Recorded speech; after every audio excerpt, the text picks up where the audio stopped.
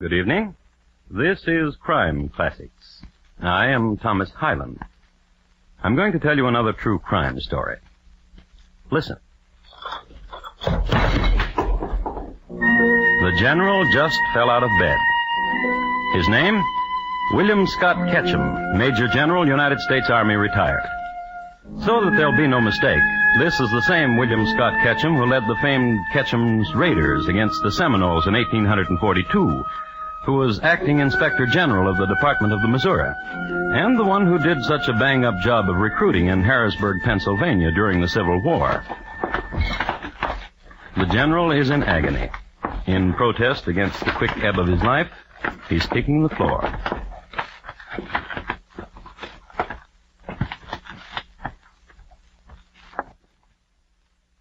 The general is dead.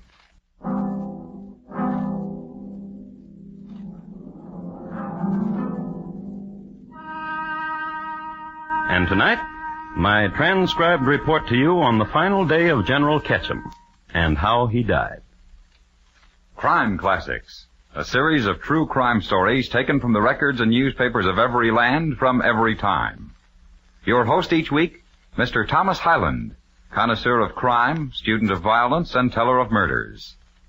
Now once again, Thomas Hyland.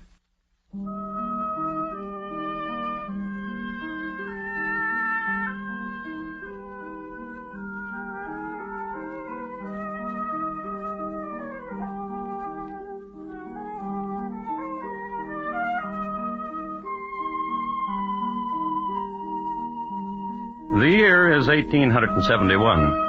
The place is Baltimore, Maryland. The month, June. No poet in the world, to my knowledge, has ever written a poem about this month in Baltimore. It is hot, it is humid, and the oysters are not in season. And any almanac will show you that in June 1871, had oysters been in season, with eggs and breadcrumbs they could have been fried on the sidewalks. For most Baltimoreans, it was the season for dipping hands into tepid scrub water to wash the marble stoops.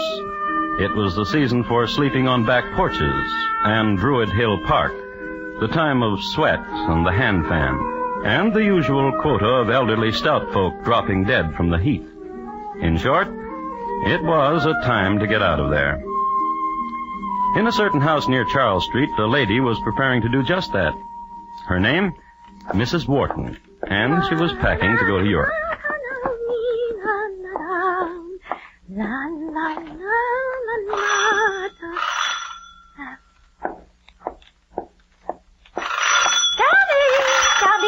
Coming.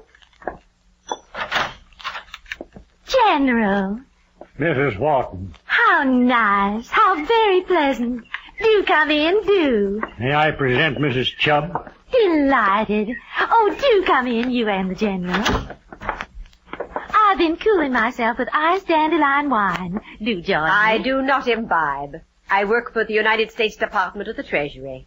Mrs. Chubb needs to keep a clear head at all times. I used to work for the United States Post Office Department, but now I'm with the Treasury. My, that's interesting. And you came all the way from Washington with the General. Perhaps your next position will be with the Army. My dear Mrs. Wharton, I must talk to you. Of course. Will you pardon us, Mrs. Chubb? Is this where you talk to her about the money she owes you? Mrs. Chubb. $2,600. Isn't that what you told me, General? Why don't you pay the General his money, Mrs. Wharton? Mrs. Wharton? Yes? As long as the cat is out of the bag, I thought to bring along the note you signed. I understand you're going to Europe. Get the money, dearie. Why, I have a distinct recollection, General, of having reimbursed She's going to tell you she's paid you the money. Let's not embarrass each other. But there's really no hurry, is there? There's no train back to Washington for hours. Wouldn't you like some wine? I do not imbibe. Just a small glass? You just sit down and relax. I'll bring you the wine, and we'll chat. You might stop at the cookie jar, too, dearie, for the $2,600.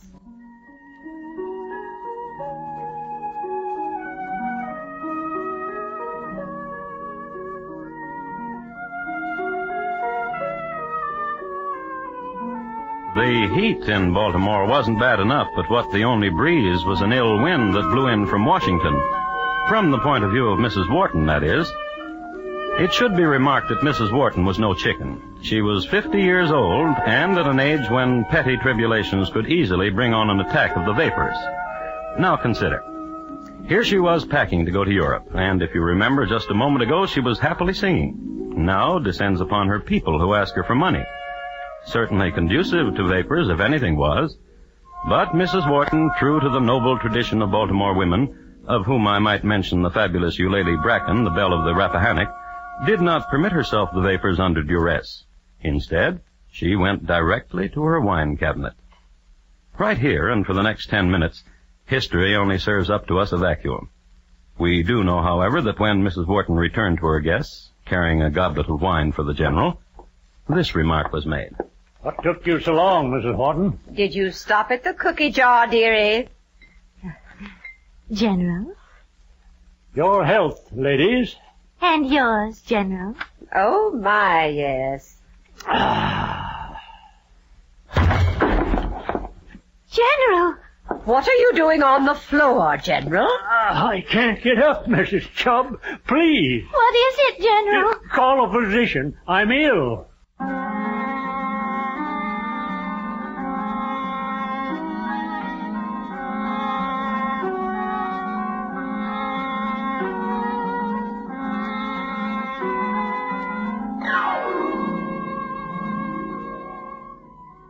And how's my patient now? Feeling better? Dr. Chu? Yes? You must do something for me. Anything, General. Convey to Mrs. Wharton my apologies. Tell her I'm so ashamed of myself for falling down on her rug. And tell Mrs. Chubbs to find a room in town. And Dr. Chu. Anything, General. Tell Mrs. Chubb to stay there. Of course. General, Yes? you know what's wrong with you? What? I don't know. I thought perhaps you did. I thought perhaps you had a previous diagnosis. I thought perhaps this was a recurring ailment. I haven't ailed a day in my life, except Out with it. when I was in the swamp chasing the Seminoles. Then I was sick most of the time. Ah, Yes? in the swamps. Cholera morbus, and your present symptoms. Sweating, purplishness, weakness, and debility. Cholera morbus recurrent type. Is that very serious? Rest easy. I have the very thing in my bag. You're going to feel like a new man as soon as you take this. Vile-looking stuff. Why is it that all you army men quail at the sight of medicine? Here. Drink this, General. Oh, I'm not going to drink it. General, come on, open. I don't want to. General. Here. Here's some water. Drink it. What kind of medicine was that? Creosote and lime water. How do you feel? It seems... Yes? Suddenly the foreignness is gone. Good, very good. May I get up now? Oh, no. You'll be abed until tomorrow at least. I'll have Mrs. Wharton fetch you a prescription which will work wonders. Goodbye, General. Mrs. Wharton, Coming. I have a message for Mrs. Chubb. Where is she? Must I reveal? Well, I do have a message for her. She imbibed. She can't stop. She's in the rose garden now. I can't get her out of there. But then... Tell her to take a room and stay there. General's orders. And how is the General? He says his furriness is gone. Splendid. I gave him a palliative, a temporary relief. Is he seriously ill? He isn't young anymore, you know. There are no small sicknesses when one gets to be his age, and I'm afraid he can't be moved. He'll have to stay here at your house. But of course, he can stay in my room. I'll use the guest room. And an errand for you, Mrs. Wharton, to the druggist's. Get some tincture of yellow jasmine and give him a tablespoonful every 2 hours. Tincture of yellow jasmine every 2 hours. Goodbye, Mrs. Wharton. Goodbye, Dr. Chu.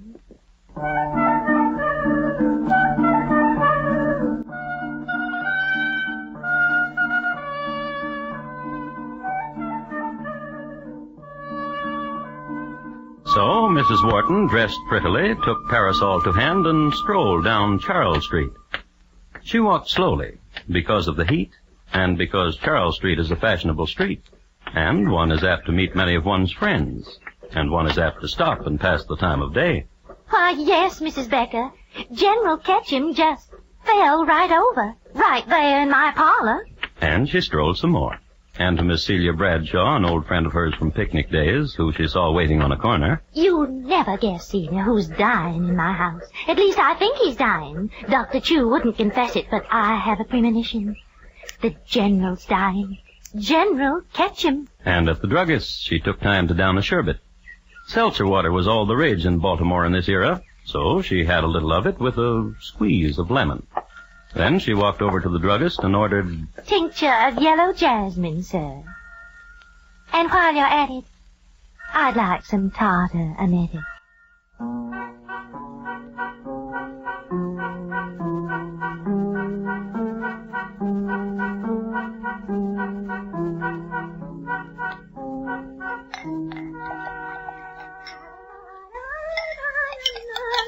I'm in pain. I hurt. Mrs. Wharton, please, hurry. Mrs. Wharton! Coming. And here we are. Oh, my stomach. The doctor said as soon as you drink this, you'll feel no pain.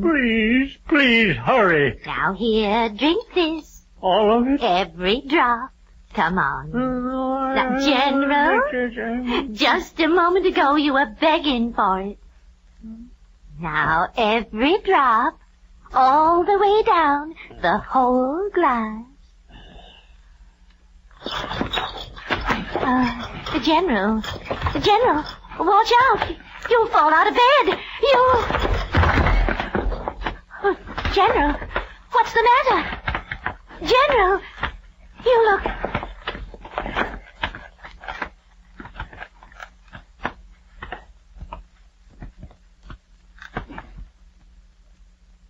Oh, General.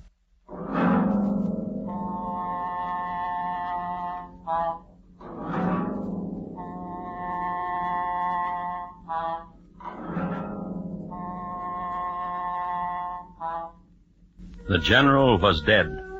Frontiersman, recruiter, quartermaster, dead on the floor. Fini to a military career. And it was then and only then that Mrs. Wharton had the vapors.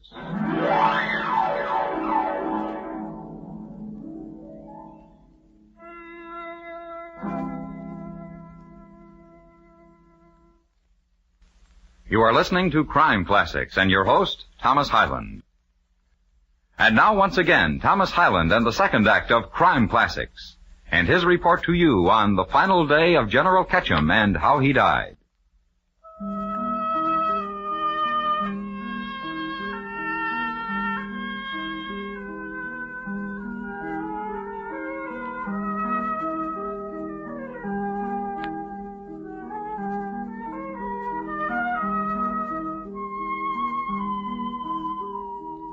A few words about Baltimore, Maryland, of the era which concerns us. Even in the 1870s, it was one of the medical centers of the world. It is known as the home of the crab cake. Sidney Lanier, Edgar Allan Poe, Henri de Rochefort, alias the French butcher. And, as is well known, has given its name to a bird, the oriole. It is a city of row houses and marble stoops and beautiful women.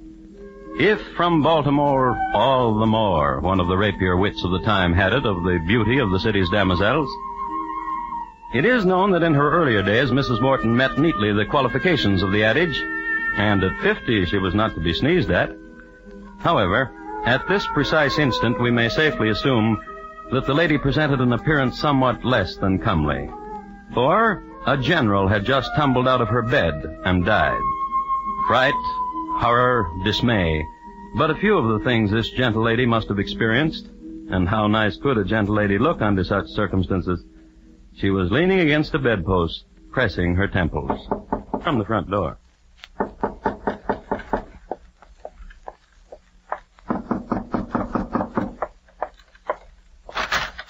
Good afternoon, Mrs. Wharton. Oh, Mr. Van Ness, quickly, come in. You look so pale. Look in my bedroom. What? Look in my bedroom. Did you lose something or what? Please, do as I tell you. All right. Oh. He looks terrible, Mrs. Wharton. Why? He's dead. He can't be. Please don't be stupid, Mr. Van Ness. He's dead. He was ill, and he died. But when I saw the General this morning, he looked so robust. You saw him this morning? Why? He came to check your accounts with me. Oh? As your solicitor, I was only too happy to discuss them with him. Why didn't you tell me Tell you what, Mr. Van Ness? that you were in the General's debt to the tune of $2,600? I paid him back immediately. Do you have the note you signed? Did he return it to you when you paid him? Why do you ask? He showed me a note this morning. He said he wanted his money. I knew nothing about it, so he said he would see you. He saw me. He tore up the note. Tore it up? Why? Did you pay him? No. He tore it up as a sailing gift to me. To see me happily on my way to Europe. Do you have any witnesses of the transaction? No. That is not good. Mrs. Wharton, Yes? there was a lady with the General this morning. Come to the window, Mr. Van Ness. See? There. Where? There. Under the Empress Eugenie rose bush. Why, it's Mrs. Chubb. She imbibed. Well, she told me she never did. She said she was employed by the United States. As my solicitor, you must tell me. What shall be done now? I must tell you that I will have to report this of the $2,600. Of course you do. And you must be very distressed, Mr. Van Ness. Yes. Yes, I am. Do sit down. I'll fetch you something to drink. All right. I'll only be a moment.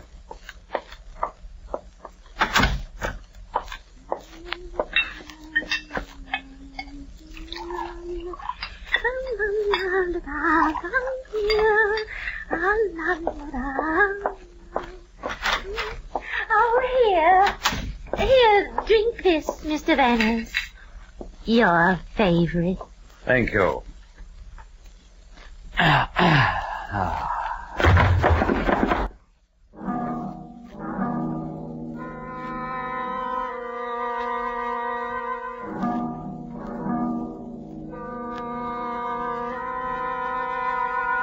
I am happy to report to you that Mr. Van Ness regained consciousness an hour later. He rose to his feet and looked about him.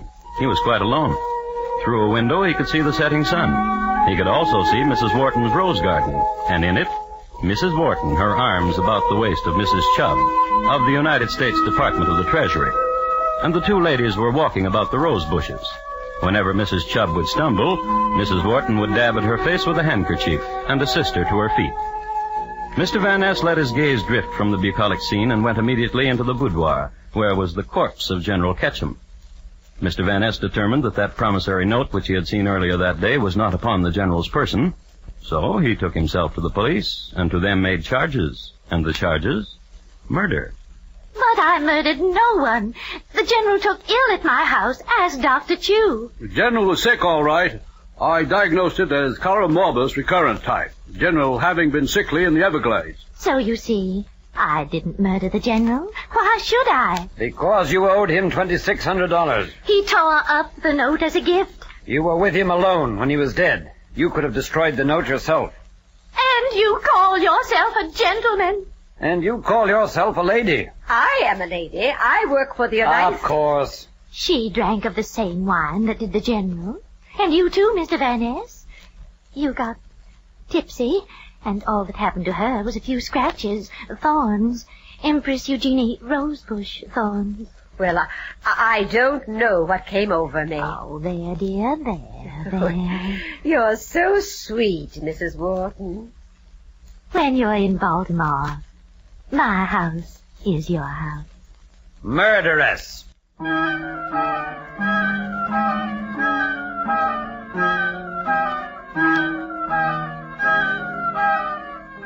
However, Mrs. Wharton was charged with suspicion of murder, and immediately a more detailed statement was taken from Dr. Chu. Cholera morbus recurrent type. More? Oh, When I was first called to attend General Ketchum, I found the sick man in a semi-comatose state. The pupils of the eye were of a natural size, but almost wholly insensible to light. When I prepared the dose of medicine, I found the General's teeth so clenched that it was a matter of considerable difficulty and adroit convincing to put it in his mouth. His furriness, gentlemen, haziness of manner, vanished almost immediately. I gave then Mrs. Wharton a prescription calling for tincture of yellow jasmine. And the druggist was questioned. Oh, yes, I remember vividly the occasion. Mrs. Wharton entered my store, had a sherbet, some seltzer water over a dash of lemon for heat, tincture of yellow jasmine, and tartar emetic. A word about tartar emetic. It is a deadly poison. I use it externally for wrinkles. As did many ladies of the time. Next came the autopsy. The general's stomach was removed and examined. Two of the greatest internalists of the day, Dr. Williams and Dr. Aiken of the Maryland University, could not agree as to the causes of death by a superficial examination, so it was sent to a chemical laboratory at the Johns Hopkins University. And upon the analysis depended the fate of a lady who just wanted to go to Europe. Of course, the flagellation wasn't complete, but that's the way it happened. All right, hand it to me. I'll put it through the filter. Filtrate. Thank you. I'll wager Dr. Imhoff was astounded, wasn't he? He thought he discovered something. He was prepared to call it the Imhoff effect. Attach this to the hydrogen sulfide, will you? You know what? What? This is the closest I've ever been to a general. His stomach in an Erlenmeyer flask. I did a prima donna once, poisoned by a jealous mother. Arsenic she used. You should have seen the titration on that one. Precipitated. I'll get it. Here. You separate. I say no poison. I say poison for $1. How do we stand now? You owe me 3 from the last 2 analyses. Hand me the muriatic acid. Thank you. Ammonium sulfide? Oh, my. Orange red, Joe. Tartar emetic in the stomach, wouldn't you say? Tartar emetic? Chalk gives the same reaction. Plain, everyday chalk. That's the way my report is going to read. Chalk in the general's stomach.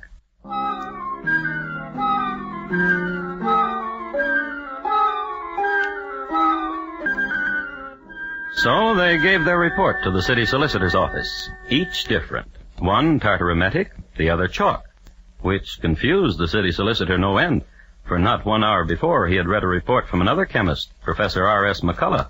Professor McCullough, having examined a like portion of the general's stomach, averred that not a trace of tartar emetic was to be found, nor chalk, but a bit of chicken Maryland. Confusion. The while, Mrs. Wharton, detained in prison, had a visitor. I baked these myself, dear Mrs. Wharton. Dear Mrs. Chubb. They're wrong about you, what they're saying. What are they saying? That you poisoned him. And others are saying that you would not, that you're too much of a gentle lady. Do you remember, dear Mrs. Chubb, when you came to my house, you drank from the same bottle as did the general? Did I? Of course you did. Remember? Wasn't it from another bottle I drank? And at a different time? You are a tease, Mrs. Chubb. Did I tell you there was no Mr. Chubb? I'm sorry. I'm so very sorry. 3 years ago, he ate a bad crab. And you are alone, as I am. Oh, I dislike Washington. When we return from Europe, you'll come to live with me. Dear Mrs. Wharton, and I have something else to tell you. Professor McCullough examined the general's stomach. The professor said the general had not been poisoned. La la la la la la la.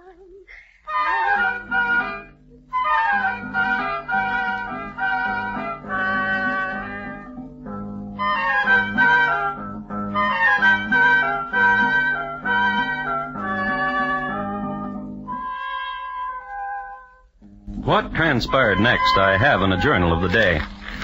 It is headlined with Doctors Disagree, Learned Men of Science at Variance, Several Schools of Thought. I quote, Dr. Reese, when interviewed, stated that General Ketchum died from cerebral spinal meningitis. On the other hand, Dr. Edward Warren stated that the general had not died from cerebral spinal meningitis. Dr. John R. McClurg attested that the general died of apoplexy from congestion. Dr. Abram Claude clings to the school of tartaremetic poisoning. And Dr. Josiah Simpson, Dean of Baltimore Physicians, has made this statement. I believe the general died from natural causes.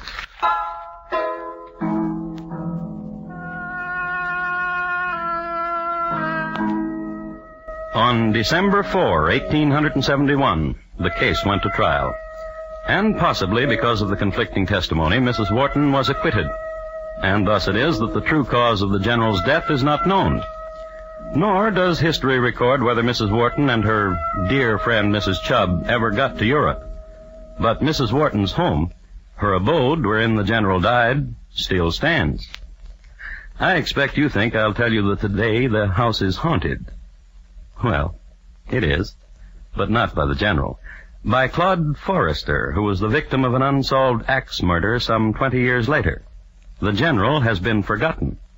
Until, I hope, tonight.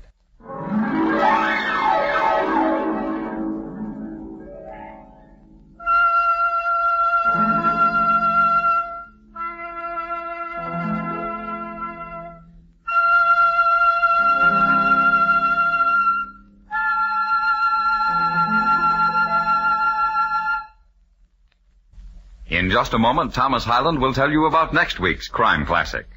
General Ketchum, tonight's Crime Classic, was adapted from the original court reports and newspaper accounts by Morton Fine and David Friedkin.